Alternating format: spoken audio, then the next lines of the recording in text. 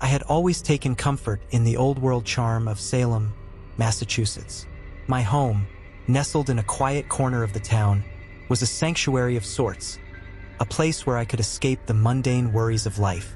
Despite its serenity, one unsettling presence always lingered: the abandoned mansion next door. For as long as I could remember, the mansion had stood as a silent sentinel, its windows dark and its facade weathered by time. Local rumors painted it with tales of sorrow and mystery. Some said it was haunted by the spirits of those who had died within its walls. Others claimed it was cursed, bringing misfortune to anyone who dared to cross its threshold. The mansion had once belonged to the Alcott family, a name that still sent shivers down the spines of the older townsfolk. They spoke of strange occurrences and dark practices, though the details were always shrouded in a veil of secrecy. I never paid much attention to these stories, considering them nothing more than the exaggerated ramblings of superstitious minds.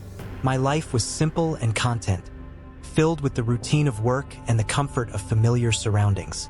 The mansion was just another part of the landscape, a decaying relic that held no real significance for me.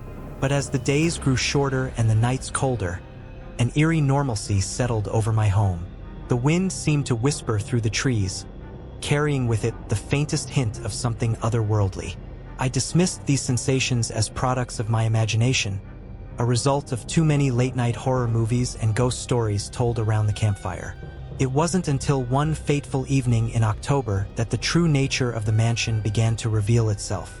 The night was unusually still, the kind of stillness that makes every creak and groan of the house seem amplified. As I sat in my living room, reading a book by the dim light of a lamp, a movement outside caught my eye.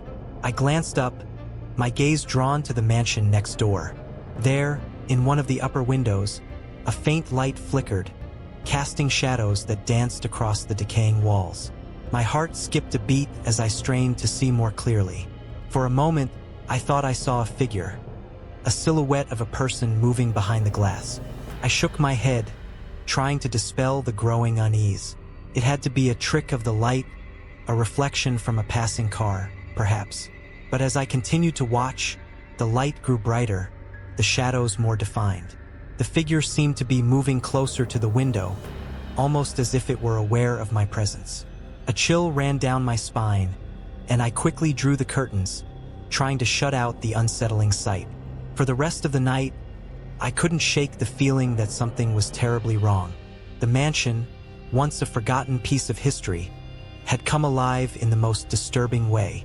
And deep down, I knew that my life was about to change forever. The night after my initial sighting, I couldn't shake the unease that had settled deep in my bones. As dusk fell, I found myself repeatedly glancing out the window towards the mansion. Part of me hoped to see nothing but darkness, to reassure myself that it had all been a figment of my imagination. But as the hours ticked by, my heart sank. The faint flicker of light appeared again in the same upper window. My breath hitched as I watched, unable to tear my eyes away. The light was stronger this time, casting an eerie glow that illuminated the rotting walls and cobwebbed corners of the room beyond. I squinted, trying to make out more details. And then, I saw it again. A shadowy figure moving slowly behind the glass. A cold sweat broke out on my forehead. The figure seemed to be pacing, its movements deliberate and slow. I could almost make out the shape of a head, the outline of shoulders. My mind raced with possibilities. Was it a squatter, a prankster, or something far more sinister? I tried to calm myself, taking deep breaths to steady my racing heart. It's just a trick of the light, I whispered to myself. Maybe a reflection from the streetlights, or a shadow cast by a passing car. But even as I spoke the words, they rang hollow in my ears.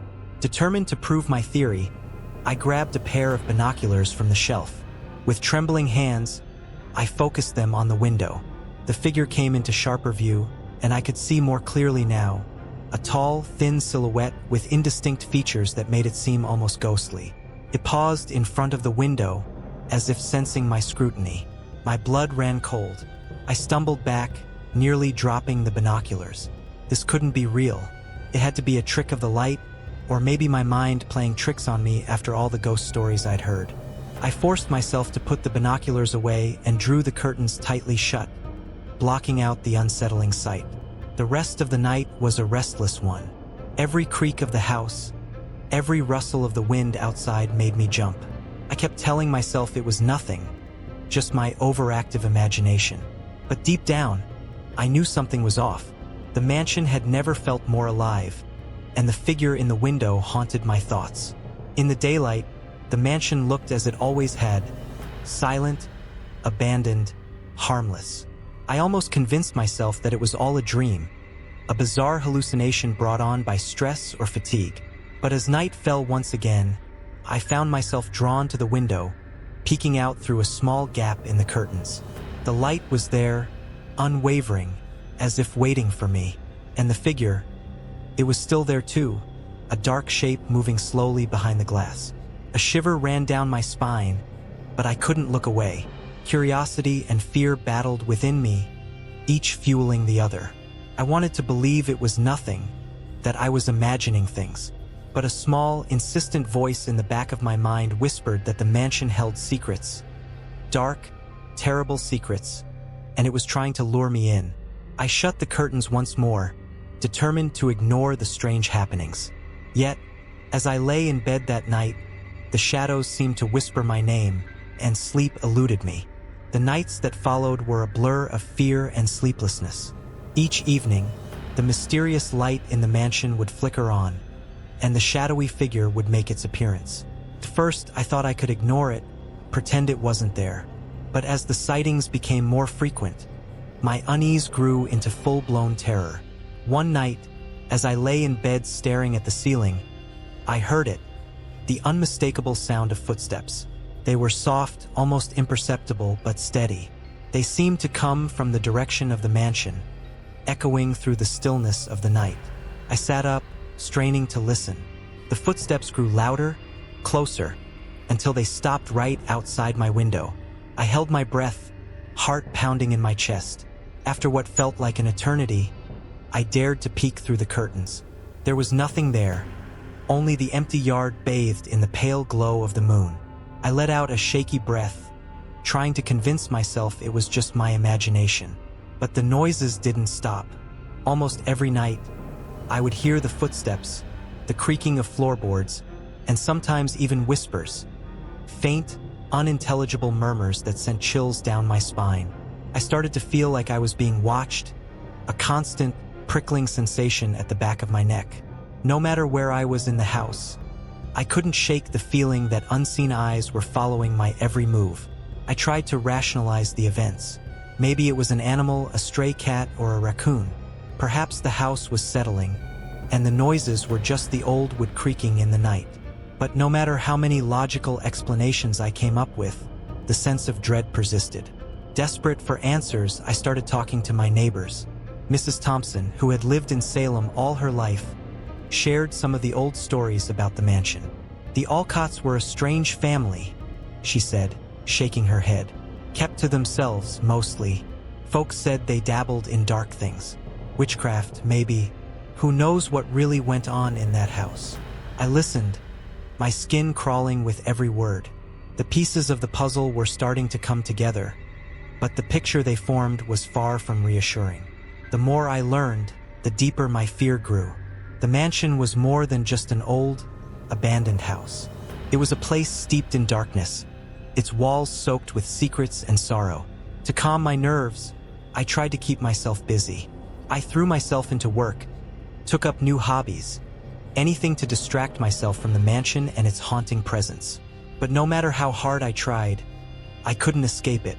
Every night, the light would flicker on, and the shadowy figure would appear, pacing behind the window, watching. Sleep became a luxury I could no longer afford. I would lie awake for hours, listening to the noises, staring at the ceiling, my mind racing with fear and anticipation. I began to see things out of the corner of my eye. Fleeting shadows, quick movements that vanished the moment I turned my head. My reflection in the mirror seemed different, eyes wide with fear, skin pale and drawn. Friends and colleagues noticed the change in me. "You look tired," they would say. "Are you feeling okay?" I would force a smile, reassure them I was fine, just stressed. But deep down, I knew the truth. The mansion was consuming me, its darkness seeping into my life, my mind. I was caught in its web, and there was no escaping it. I reached a point where my fear was eclipsed by a desperate need for answers. The mansion had become an obsession, a dark cloud hanging over every aspect of my life. I could no longer sit idly by and let it consume me. I needed to uncover the truth about the house and the family who had lived there. My investigation began with a trip to the local library. I combed through old newspapers, town records, and historical archives, searching for anything related to the Alcott family and their mansion. The deeper I dug, the more I uncovered, and the darker the story became. The Alcotts had been a prominent family in Salem during the late 1800s. Jonathan Alcott, the patriarch, was a wealthy businessman with a reputation for being reclusive and eccentric. His wife, Eleanor, was rumored to be involved in the occult, a practitioner of witchcraft. They had 3 children, Abigail, Thomas, and Elizabeth. Tragedy seemed to follow the family, with each member meeting a mysterious and untimely end. Jonathan was the first to go. He was found dead in his study, his face contorted in a look of sheer terror. The cause of death was never determined, and whispers of a curse began to circulate. Eleanor, stricken with grief, withdrew further into her dark practices. She was often seen wandering the grounds of the mansion at night, muttering incantations and performing strange rituals. The children fared no better. Abigail, the eldest, disappeared one night, never to be seen again. Some said she had run away, unable to bear the weight of her family's legacy. Others believed she had been sacrificed in one of her mother's rituals. Thomas, the middle child, was found dead in his bed, his body marked with strange symbols that no one could decipher. Elizabeth, the youngest, was committed to an asylum, where she spent the rest of her days raving about spirits and demons that haunted her. As I pieced together the tragic history of the Alcotts, a chilling realization dawned on me. The mansion wasn't just a house. It was a repository of darkness, a place where unspeakable acts had been committed. The spirits of the Alcotts, trapped by their own torment, still lingered, bound to the place by the sinister forces they had invoked. My research led me to a series of unsolved crimes that had occurred in the vicinity of the mansion over the years. Children who had gone missing, their bodies never found. Neighbors who had reported strange sightings and sounds, only to vanish without a trace.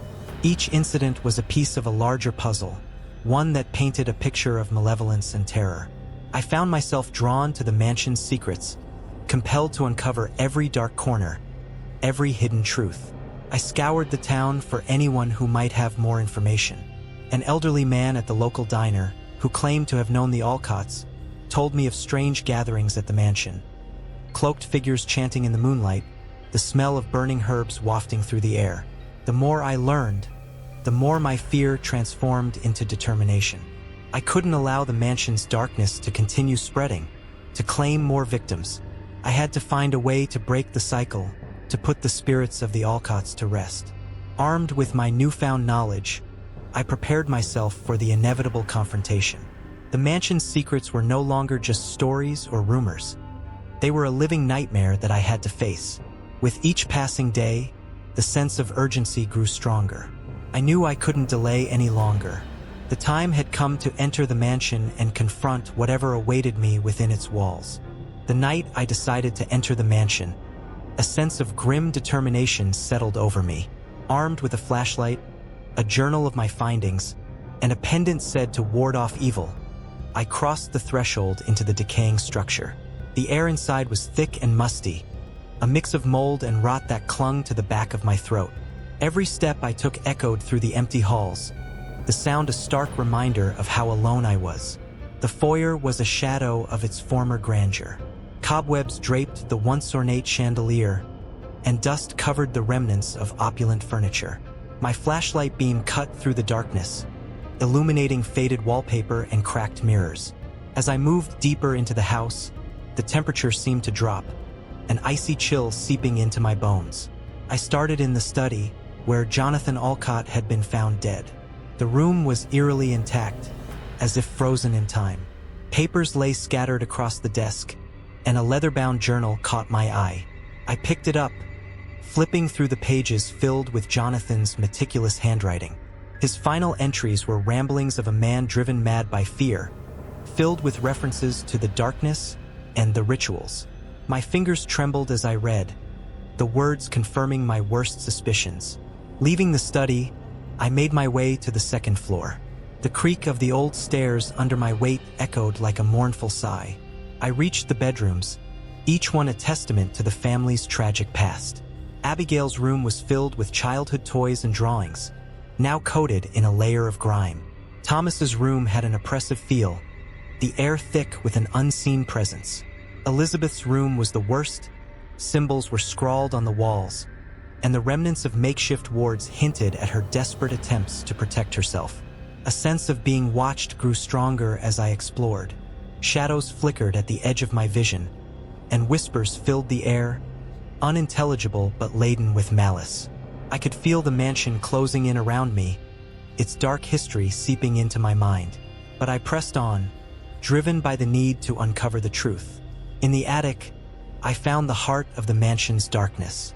The space was cluttered with old trunks and forgotten relics, but it was the altar in the center that caught my attention.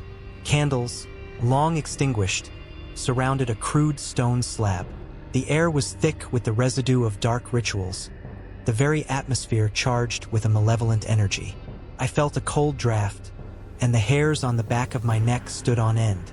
As I examined the altar, the whispers grew louder, converging into a single coherent voice. "Leave," it hissed, the word carrying a weight of ancient hatred.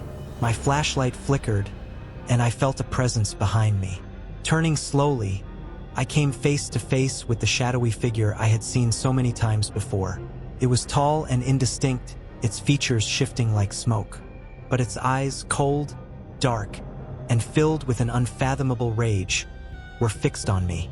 My heart pounded as I stood frozen, my mind racing with fear. The figure moved closer, its form solidifying into that of a man, Jonathan Alcott. His face was twisted in a mask of fury and despair. "You should not have come," he whispered, his voice a haunting echo that reverberated through the attic. Summoning every ounce of courage, I held up the pendant, hoping it would offer some protection. The figure recoiled, its outline wavering. I took a step forward, my voice trembling but determined. "You need to let go," I said. "Your family needs peace. This house needs to be free of your darkness." The figure let out a wail, a sound that pierced my very soul. The shadows in the room seemed to writhe and convulse, and the temperature plummeted. But then, something remarkable happened. The shadows began to recede, and the oppressive weight lifted. The figure of Jonathan Alcott dissolved into mist, his tortured soul finally released from the bonds of the mansion. Exhausted and shaken, I stumbled out of the attic and down the stairs. The house felt different now, lighter almost. The air was clearer, and the whispers had ceased. As I stepped outside, the first light of dawn broke over the horizon, casting a warm glow over the mansion. I knew the darkness that had plagued the Alcott mansion was gone. The spirits, once trapped and tormented, were finally at peace. And though the mansion would always bear the scars of its past, it was no longer a place of fear. I had faced the darkness and emerged stronger, with a newfound understanding of the thin veil between our world and the next. Enjoyed it? Give a like and spread the terror. Subscribe and hit the bell so you don't miss any scares. Join our dark community.